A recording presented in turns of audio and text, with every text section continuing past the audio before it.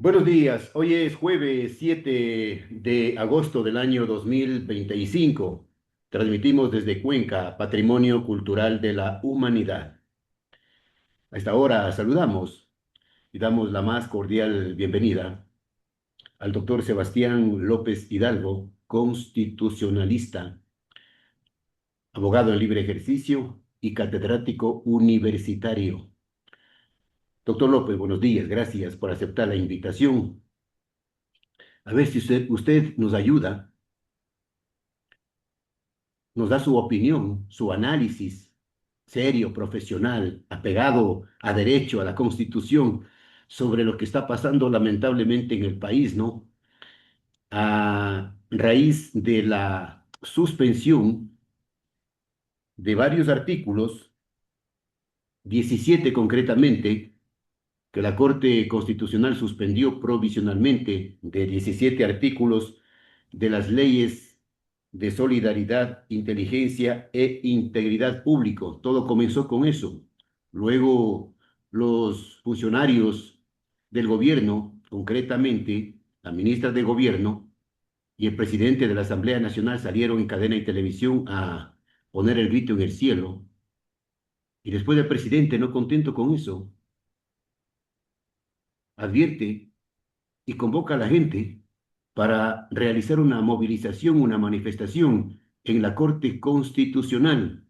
Doctor López, le pregunto, ¿qué está pasando en el país? Parece que estamos viviendo ya el segundo tomo de Yo soy el jefe de todos los poderes. Buenos días, apreciado Jaime, muchísimas gracias por el espacio. Sobre todo, digamos, acá conviene hacer un análisis objetivo sin descuidar los puntos trascendentales que han obedecido a esta pugna institucional. En concreto, me refiero a la declaratoria de inconstitucionalidades de la Corte. Hay que acotar algo. La Corte, en estricto sentido, no se ha pronunciado sobre el fondo de las leyes impugnadas. Quiere decir que no es que las mismas son constitucionales o inconstitucionales, sino lo que ha hecho la Corte es dictar una medida cautelar que se llama para suspender provisionalmente los efectos en la vigencia de estas normas. Uno. Dos, no se trata de todo el cuerpo normativo de las diferentes leyes. Se trata de ciertos articulados que, solemos decir los abogados, a primera vista aparecen con vicios de inconstitucionalidad. De manera que cuando se demanda una inconstitucionalidad de una norma, esto suele tomar bastante tiempo, digamos. Esto a nivel comparado. Las cortes y tribunales, cuando conocen demandas de inconstitucionalidad de normas, se toman algún tiempo y lo que hacen es que, de manera excepcional, ciertamente, eso hay que decirlo, pueden suspender la vigencia de la aplicación de estas normas, porque una vez que son leyes de la República, estas tienen que cumplirse. Se han impugnado y cautelarmente los jueces, frente a los evidentes vicios de inconstitucionalidad, lo que han hecho es suspender provisionalmente. ¿Por qué digo provisionalmente? Porque para que se entienda jurídicamente, esto no constituye un prejuzgamiento, es decir, no constituye una anticipación de criterio de la Corte. Lo que ha hecho es que, frente a una evidente incompatibilidad constitucional o cuestionamiento de constitucionalidad, lo que hace es suspender provisionalmente para tener que resolver con la tranquilidad del caso que corresponde en el fondo y en el tiempo que sea necesario. Eso uno. Dos, lo que me parece lamentable es que esto ha derivado en una pugna institucional. A partir de estas declaratorias de inconstitucional, yo creo que de manera poco reflexiva y desatinada, algunos voceros del Ejecutivo lo que han hecho es atacar a la Corte como que fuesen enemigos de la ciudadanía. Y hay que entender que el rol de la Corte es el ser el guardián de la Constitución. Doctor, y están en esa campaña, ¿no? Bueno, esto ya se lo puede ver y porque yo digo, el presidente tiene que tomarse de manera mucho más tranquila, más pausada esto.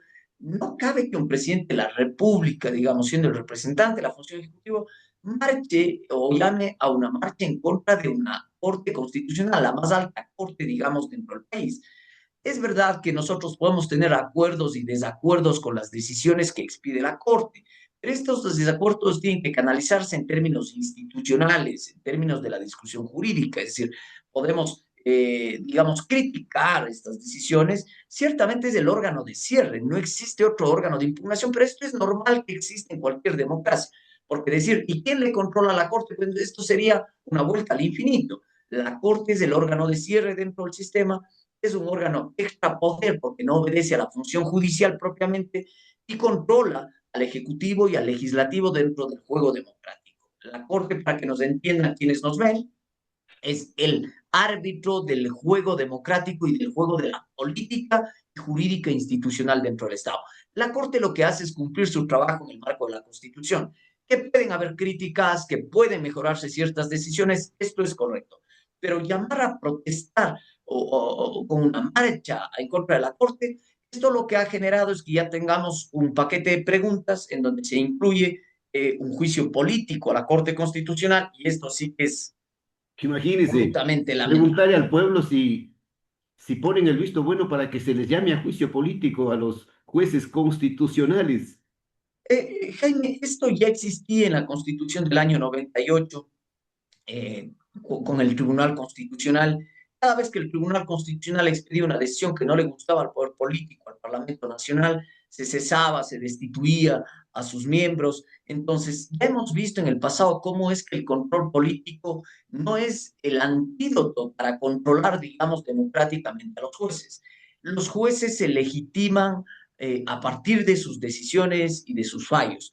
Someter al control político es una aberración aun cuando en el sistema jurídico comparado, digamos, en términos latinoamericanos, hay ciertos ordenamientos jurídicos excepcionalmente en donde las altas cortes están sujetas al control político, estos, digamos, no son el mejor ejemplo de lo que debe suceder. De hecho, son democracias, digamos, muy cuestionadas estas que han instituido. Y en el Ecuador hay que decir que los jueces constitucionales sí que son responsables, pero no por el contenido de sus fallos, sino son responsables penalmente por delitos que cometan. Y esto es lógico, porque no están exentos de responsabilidad, como se ha dicho, son responsables penalmente por delitos, pero lógicamente no pueden ser responsables por sus fallos, porque piense usted que una alta corte emite un fallo que no le gusta por político y le destituye. Entonces, esto es gravísimo. Por eso es que el control político no puede ser respecto de la conducta jurisdiccional, respecto de las decisiones judiciales que adopta.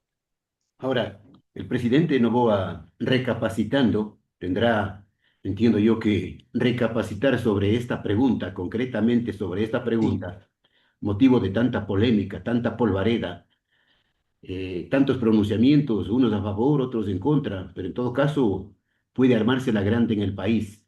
Digo yo, le pregunto, ¿el presidente Noboa debería recapacitar sobre esta pregunta y retirar de las 7 preguntas, 8 preguntas que están allí?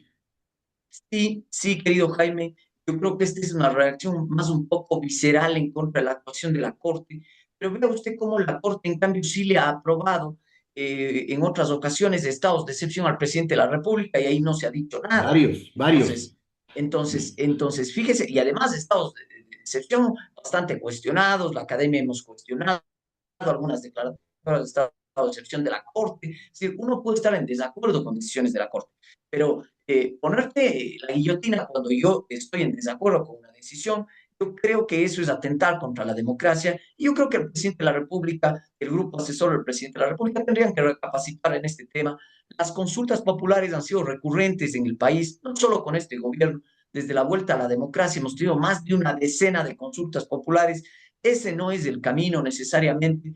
Sin embargo, hay algunas preguntas que pueden parecer interesantes que ya están listas en el banco de preguntas, pero en concreto esta que tiene que ver con el juicio político, me parece ser que tendría que, el presidente podría retirarla. Se ha dicho que hoy presentaría a la Corte Constitucional.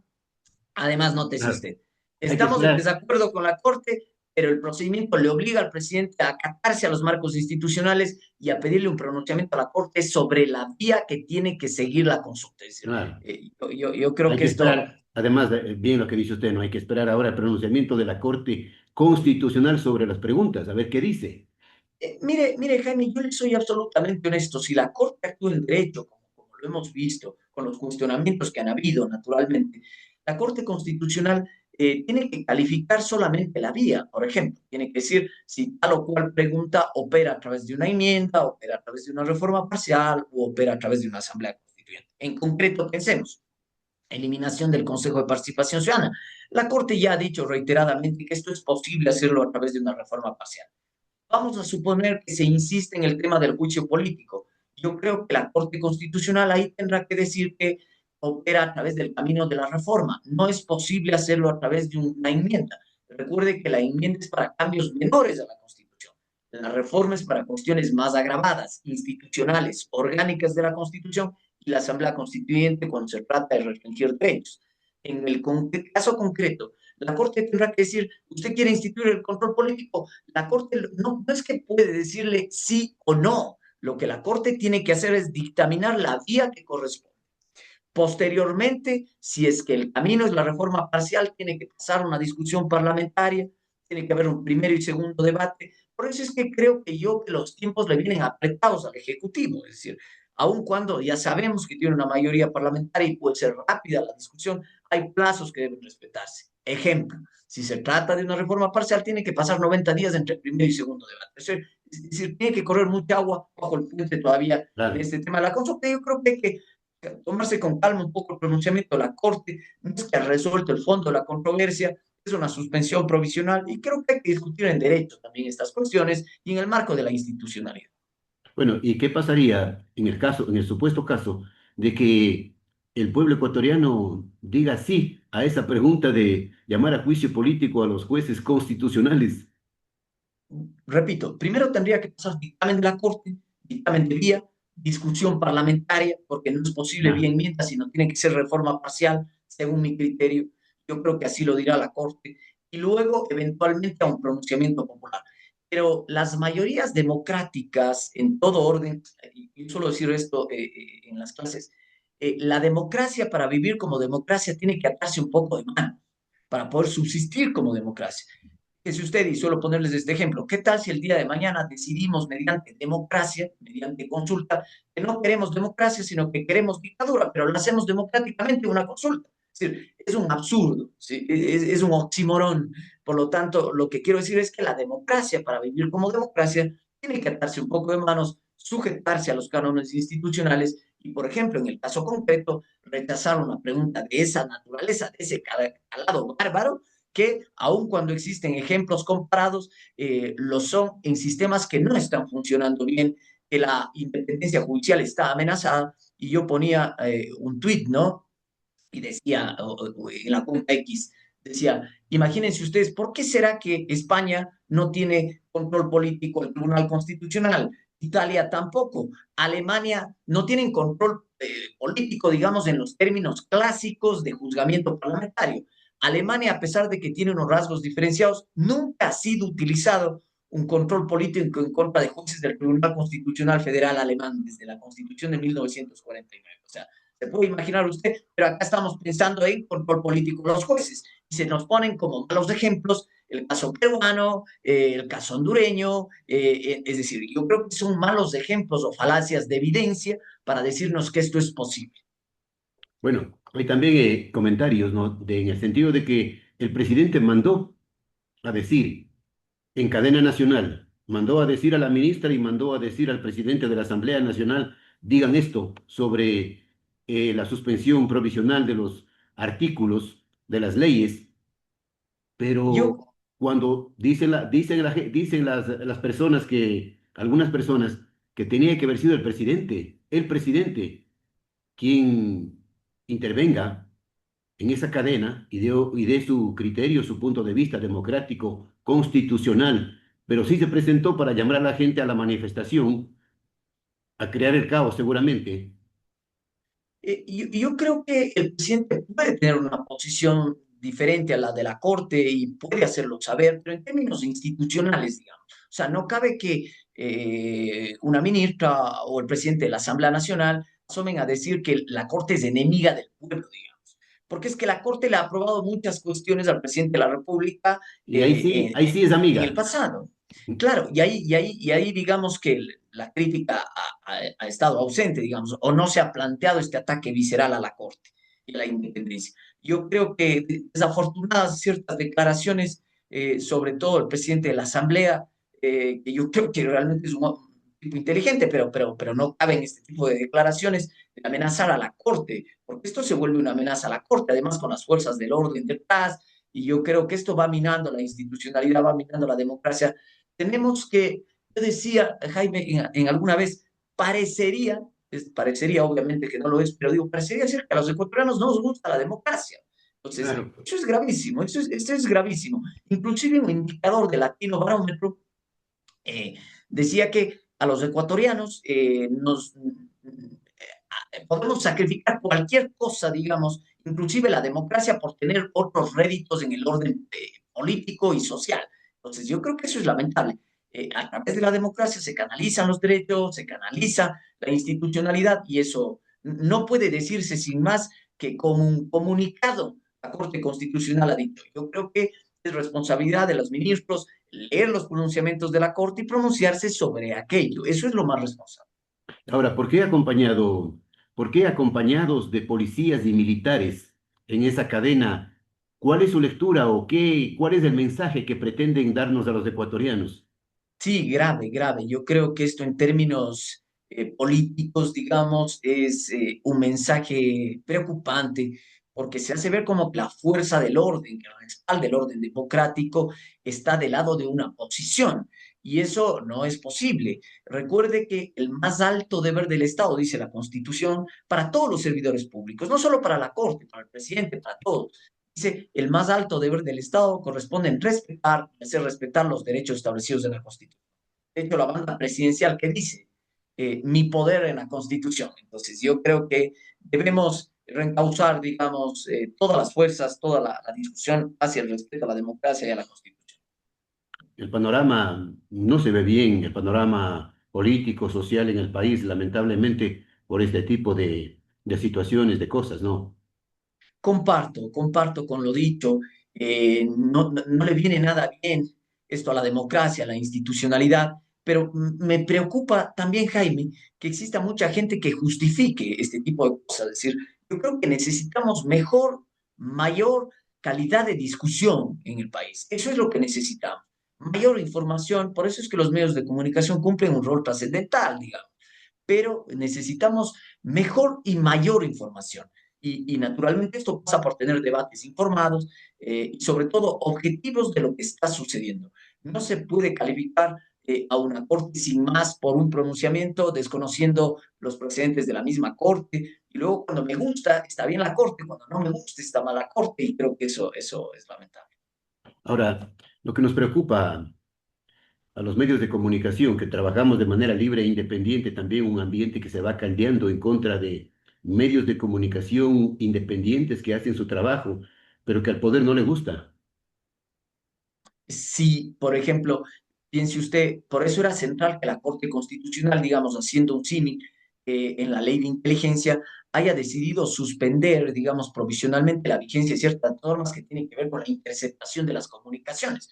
Es obvio que un Estado constitucional, yo sé que y comprendo la preocupación del Ejecutivo, digamos, entiendo que hay que luchar contra la criminalidad del Estado, pero hay que luchar contra la criminalidad en el marco constitucional.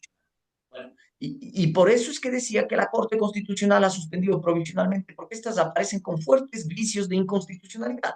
No es una persona la que lo dice, no soy yo el que lo digo, ya lo han sostenido juristas a lo largo del país, digamos, que sostienen los vicios de inconstitucionalidad de estas normas y por eso es que la Corte la ha suspendido. Es que acá el Parlamento lo hizo mal. Fíjese usted que a partir de proyectos de ley en materia económica urgente, no hubo debate parlamentario, pasaron los 30 días y se aprobaron sin más. Entonces, esa es la dificultad a veces de tomar ciertos atajos institucionales.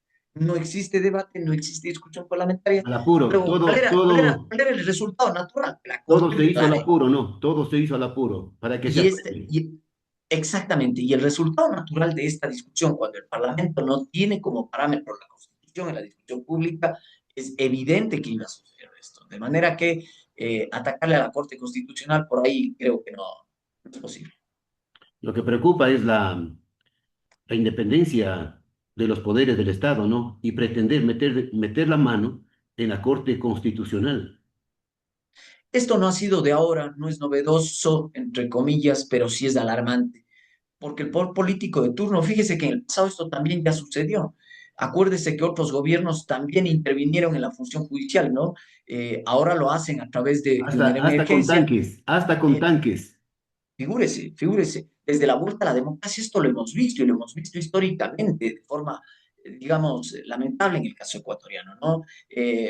También, por ejemplo, en tiempos del presidente Correa también se planteó una reestructuración a la función judicial y eso también se advirtió y se dijo que era cuestionable.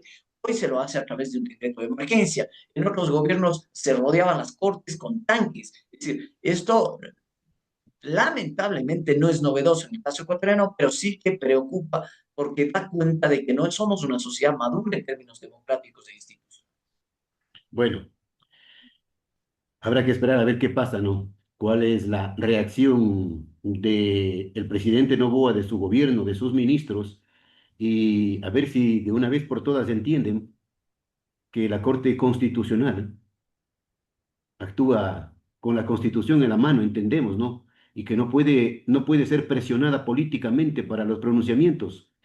La Corte puede equivocarse, creo que se ha equivocado, pero nuevamente la discusión es en la cancha democrática, en la cancha institucional, en la cancha de los derechos. No caben, lo que sí me preocupa y que esto quedará para la historia es que un presidente llame a marchar en contra de una corte. Esto Esto es novedoso, histórico.